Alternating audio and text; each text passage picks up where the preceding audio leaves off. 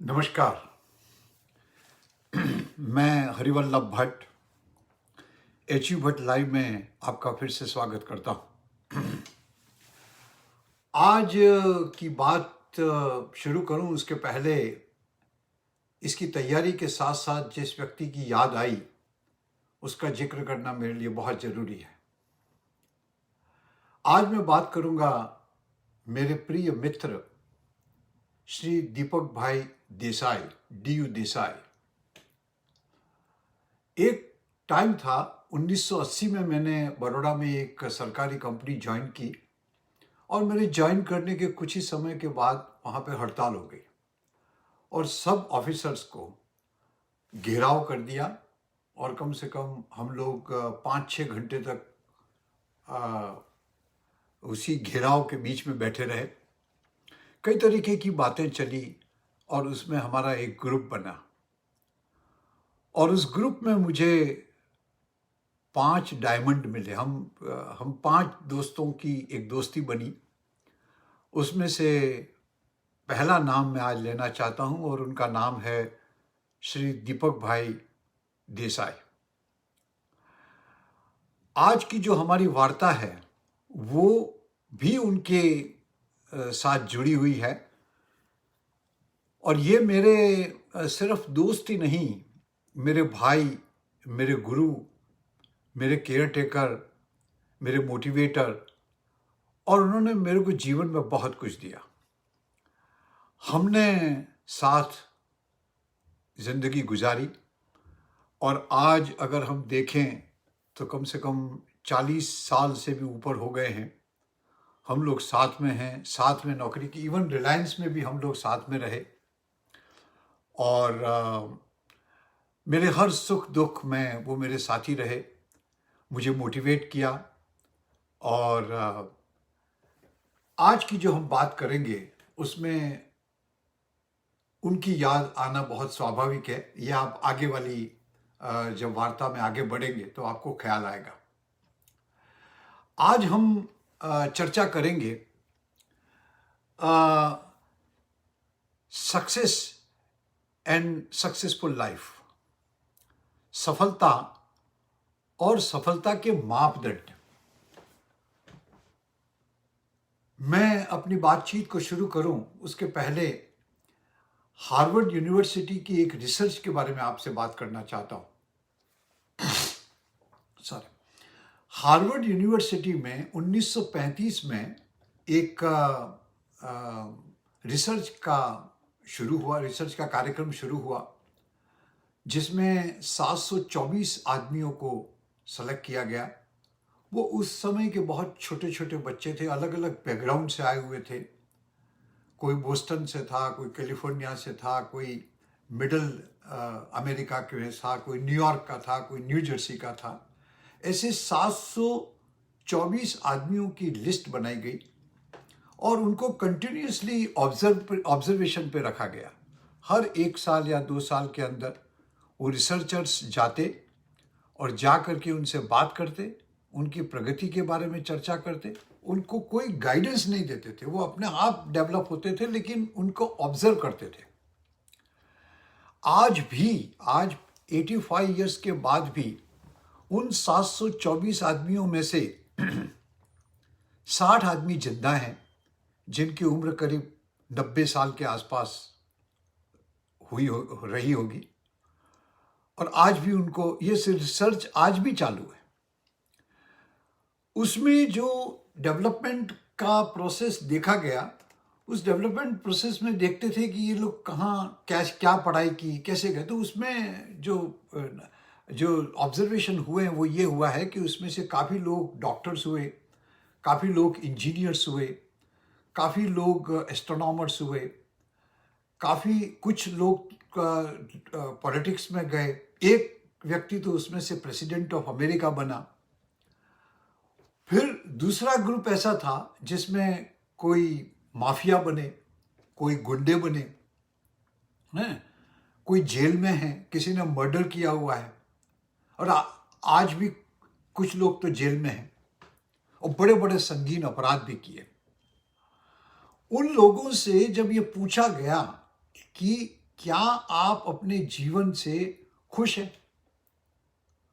तो जो कॉमन बात उनमें से निकली, जो खुश लोग थे, उसमें से जो 80% खुश लोग थे, उनमें जो कॉमन बात निकली वो ये निकली कि उन लोगों ने जिंदगी में रिलेशनशिप को ज्यादा महत्व दिया।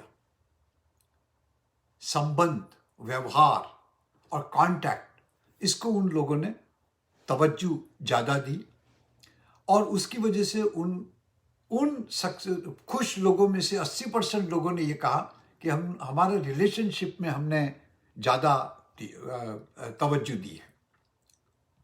अब हम अगर दूसरी एनालिसिस देखें तो अमेरिका में ऐसा कहा जाता है और ऐसी रिसर्च की हुई है कि हर 5 में से 1 आदमी लोनलीनेस फील करता है, एकाकीपन उसके जीवन में आ जाता है।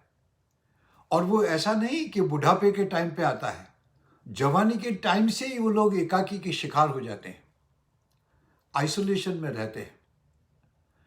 आज अगर हम इंडिया की सोसाइटी की बात करें तो हमारे रूट्स की स्टाइल से हम बिखर रहे हैं और हम भी धीरे धीरे धीरे धीरे इस वेस्टर्नाइज्ड लाइफस्टाइल में एंटर होते जा रहे हैं। आज इस बात को हम समझ लें कि रिलेशनशिप ही एक आधार है आपको खुश रख पाने के लिए। इसलिए हम इस कहानी को यही खत्म करते हैं और इसकी आगे की बात हम करते हैं कि आज अगर हम देखें तो हमारे रिलेशनशिप में ब्रेकेज क्यों आते हैं, ब्रेक क्यों करते हैं हम हमारे रिलेशनशिप को मेंटेन क्यों नहीं कर पाते हैं। इसके पीछे के कुछ कारण को मैंने आइडेंटिफाई किया है। उसमें से पहला कारण है एम्बिशंस। एम्बिशियस होना बुरा नहीं है, लेकिन एम्बिशियस रहना और मुंगेरी लाल के हसीन सपने देखते रहना, एफर्ट्स न करना, इसमें से क्या होता है, अगर आप एफर्ट्स न करें और एम्बिशियस हो जाएंगे तो क्या करेंगे, आपके पास अचीवमेंट की कमी हो जाती है। जब अचीवमेंट की कमी हो जाती है तो आप क्या करते हैं, अनफुलफिल्ड डिजायर्स के लिए आपकी जलन पैदा होती है। देखो ये काम मैंने भी किया था लेकिन मैं तो सक्सेसफुल नहीं हुआ, पर ये बंदा तो आगे बढ़ गया। तो ये क्या हुआ, आपकी जलन शुरू हुई। जलन के बाद आपको क्या आता है, हेट्रेट शुरू होता है। आप जलन के बाद उसके ऊपर ज्वेलेसी पैदा होती है, हेट्रेट पैदा होती है। हेट्रेट होने के बाद आप क्या करते हैं, बहुत ज़्यादा देर तक हेट्रेट को आप रिटेन नहीं कर पाते तो आप क्या करते हैं, डिटैचमेंट पे चले जाते हैं। आप कहते हैं यार उसको उसका काम करने दो, अपन अपने हाल में मस्त रहते हैं। तो आप डिटैच होते जाते हैं। डिटैच होना का मतलब क्या हुआ कि आपने रिलेशनशिप को वही पूर्ण विराम करके और उसको ब्रेक कर दिया। उसके बाद क्या होता है, आप आइसोलेशन की जिंदगी में चले जाते हैं, आपको लोनलीनेस का सामना करना पड़ता है। तो अपनी एम्बिशियस को रेगुलेट अगर आप ना करें तो आपकी एम्बिशियस आपके लिए बहुत त्रासदी ला सकती है। इसीलिए एम्बिशियस होना नॉट अ प्रॉब्लम, लेकिन एम्बिशियस के साथ साथ एफर्टफुलनेस होना, प्रयत्नशील रहना और अपनी एम्बिशियस को टाइम टू टाइम धरातल पर जांच कर, माप कर, उसके हिसाब से मॉडिफाई करके आगे बढ़ना, ये हमारी स्ट्रेटेजी, हमारी लाइफ की स्ट्रेटेजी होनी चाहिए। तो कंपटीशन, एक दूसरी बात जो आती है वो आती है कंपटीशन। हम अननेसेसरी, बिना किसी बात को कहे किसी के भी साथ कंपटीशन में चले जाते हैं। हमने देखा होगा कि हाईवे के ऊपर आप गाड़ी चल के जा रही है, आप किसी आदमी को ओवरटेक करते हैं तो वो आदमी यूँ सोचता है कि इसने मेरे को ओवरटेक किया, मैं भी उसको ओवरटेक। अब ना आप उस आदमी को जानते हैं, ना आपको उस आदमी की परिस्थितियों का अंदाज है। हो सकता है उसके घर में कुछ इमरजेंसी हुई हो, लेकिन आप उसके साथ कंपटीशन में उतर जाते हैं। तो ये कंपटीशन वहाँ से शुरू होता है, लेकिन एटीट्यूड के अंदर कंपटीशन आ जाए तो भी एक मुसीबत है, क्योंकि आप कंपिटिटिवनेस करेंगे, फिर आप कंपैरिजन करेंगे, फिर आप उसको लाइफ में एक आदत की तरह से इस्तेमाल करेंगे और ये कॉम्पिटिटिवनेस और कंपैरिजन ये आपके लिए जहर साबित हो सकते हैं। तो कंपटीशन को भी जाने बगैर, पहचाने बगैर कंपटीशन में कूद पड़ना, ये भी अपने लिए एक अपराध है। और एक बात है, पैसा, मनी माइंडेड। हम पैसे की कमाई में, भाग दौड़ में हमने रिलेशनशिप को इतना पीछे छोड़ दिया है कि हम सिर्फ पैसे के पीछे भागते हैं। लेकिन पैसा जिंदगी में हमेशा खुशियां नहीं ला सकता। हाँ, एक साधन जरूर है, पैसा आपके पास होना चाहिए, कमाना चाहिए, लेकिन हम पैसों के पीछे इतने न चले जाएं कि हमारी रिलेशनशिप पीछे छूट जाए और जब हम देखने लगे बाद में या साथ में तो लगे कि हमने हमारे साथ के लोगों को इस मनी एडिशन के चक्कर में, पैसा कमाने के चक्कर में हमारे रिलेशनशिप को कितना पीछे छोड़ दिया है। दूसरा क्या हो गया, आजकल एक न्यूक्लियस फैमिली बन गई है। बच्चा शादी करता है, उसके बाद सोचता है कि यार let me have the independent, क्योंकि वो वेस्टर्न कल्चर है।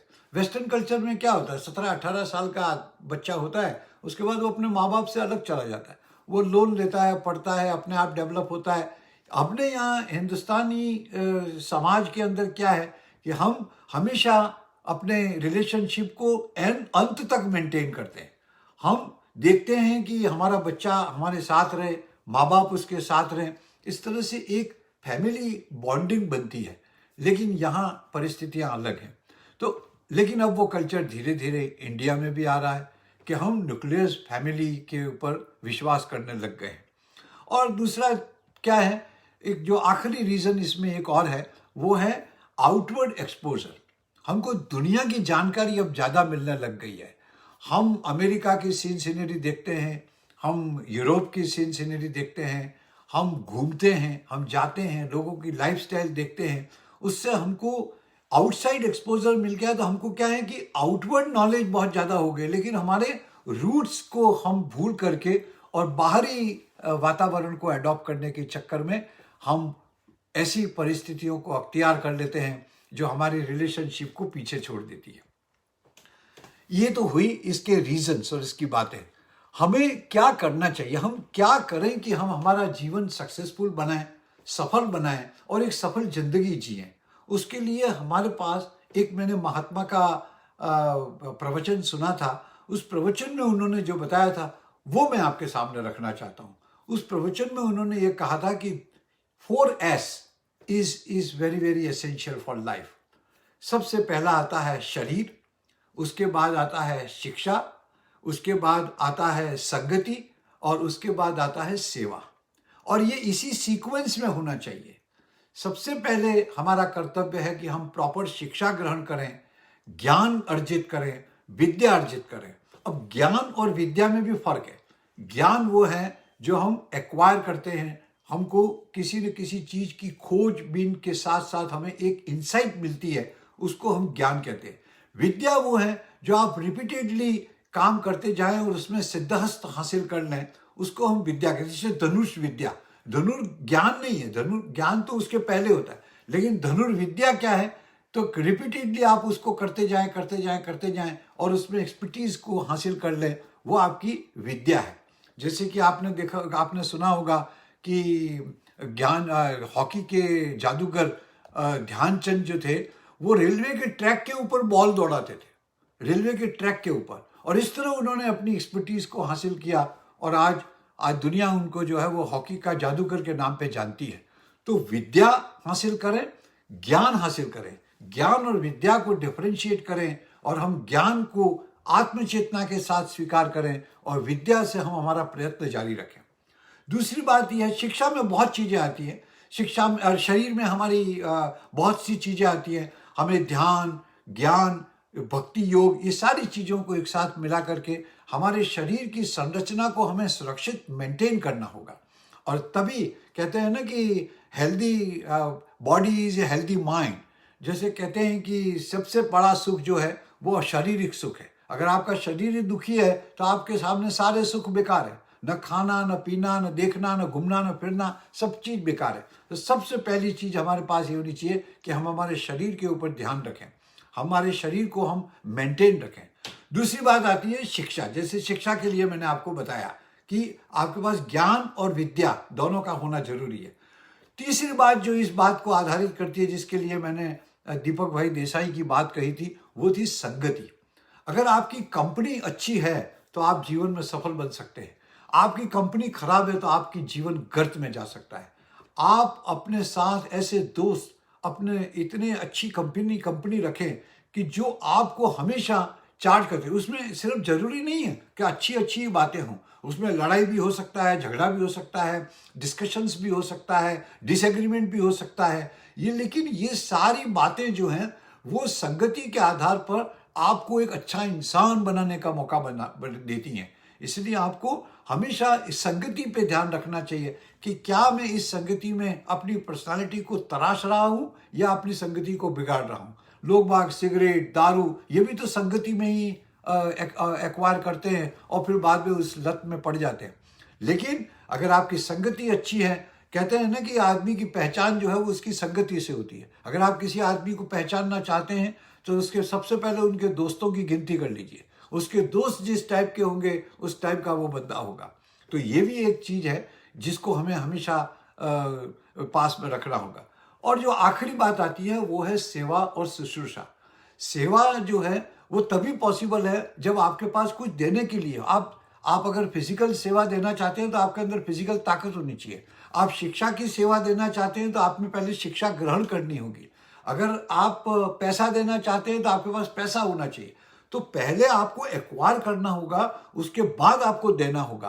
तो देने के लिए एक्वायर करना बहुत जरूरी है, लेकिन एक्वायर उतना करें कि जितना आप दे सको और जितना आप एफर्ट कर सको।